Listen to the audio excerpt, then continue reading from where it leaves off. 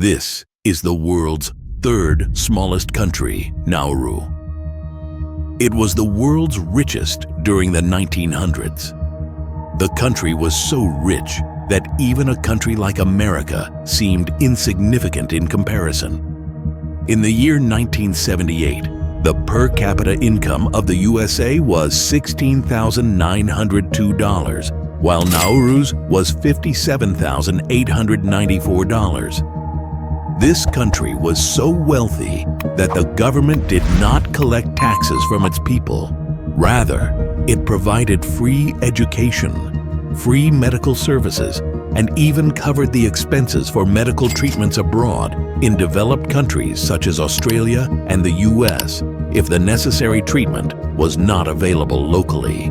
But what went wrong that made Nauru the poorest among all countries today? The people of this country now depend on other countries to survive. Why, even after being the richest country, is it now facing hunger? Nauru is no paradise isle, no fruit, no fresh water, few fish. Let's see how it became a poor country from the richest country and what mistakes it made that other countries should avoid. What can we learn from Nauru? Nauru is the smallest island in the Pacific Ocean, with a land area of 21 square kilometers. It is the world's third smallest country after Monaco and Vatican City. Its population is also very small. According to the World Bank's report, its population in 2020 was 10,824 people.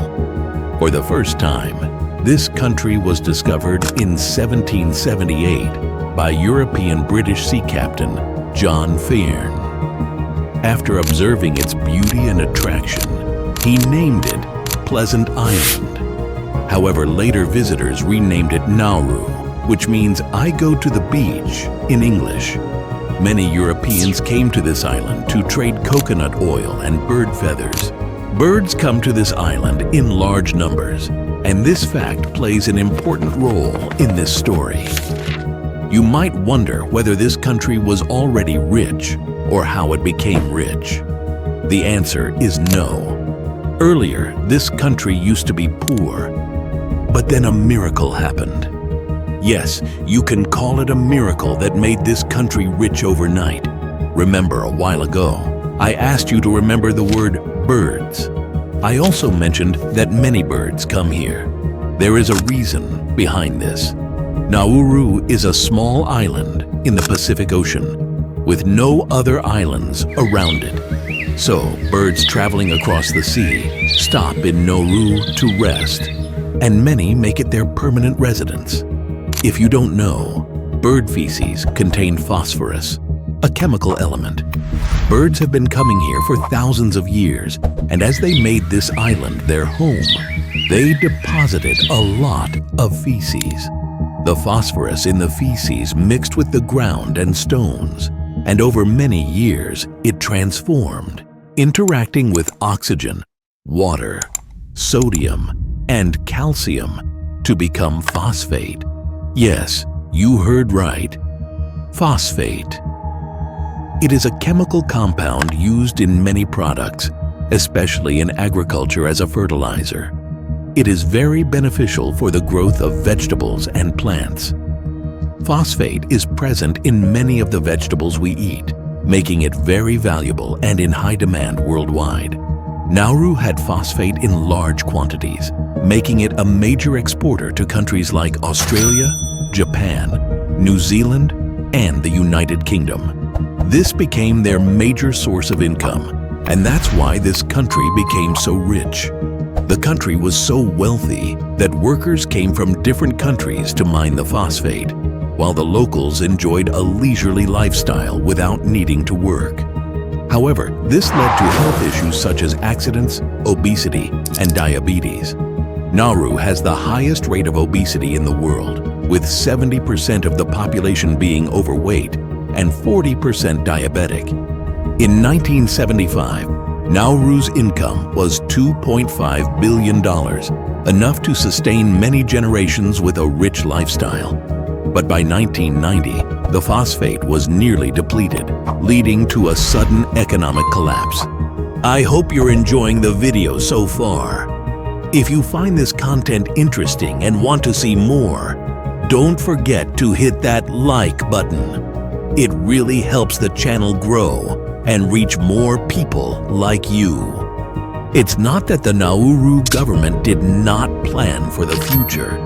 They established a trust in 1970 to manage phosphate mining earnings and investments, named the Nauru Phosphate Royalties Trust, NRPT. This trust was supposed to provide long-term financial support to the people of Nauru. Billions of dollars were invested in real estate and industries, such as Nauru House in Melbourne, Nauru Tower in Hawaii, the Grand Pacific Hotel in Fiji, and Paradeep Phosphate in India.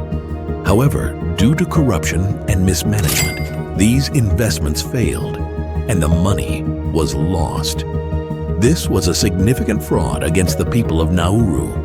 80% of Nauru's land was ruined due to phosphate mining, making it unsuitable for agriculture.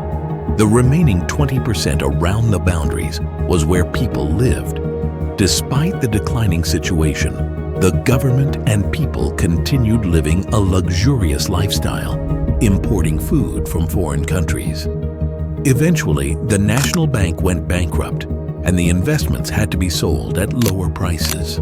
The airline, which was crucial for importing food, also closed down. The higher authorities running the NRPT Trust were responsible for this downfall. Today, Nauru is dependent on other countries for its survival, with an unemployment rate of 90%. And phosphate, a very important element of the country's economy, had completely ended by 2005. The country of Nauru had earned $3.6 billion from phosphate mining from 1968 to 2001.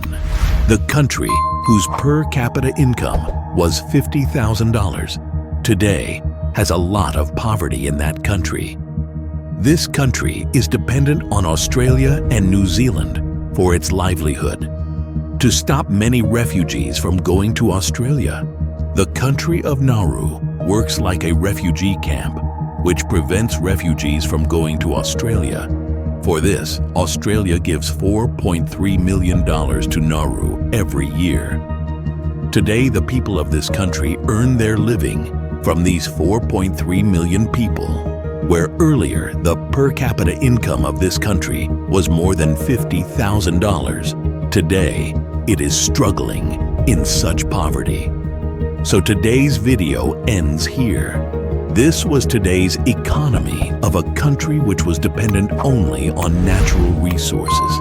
And due to dependence on natural resources, the economy of this country has been completely destroyed today. Therefore, today Nauru is a lesson for those countries which are completely dependent on natural resources.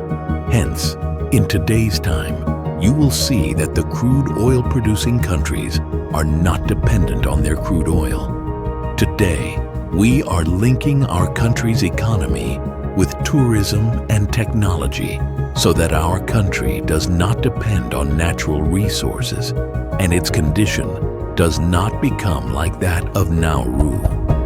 If you have got some information or learned something from this video, or you liked this video, then you can subscribe to our channel. We are in great need of your help.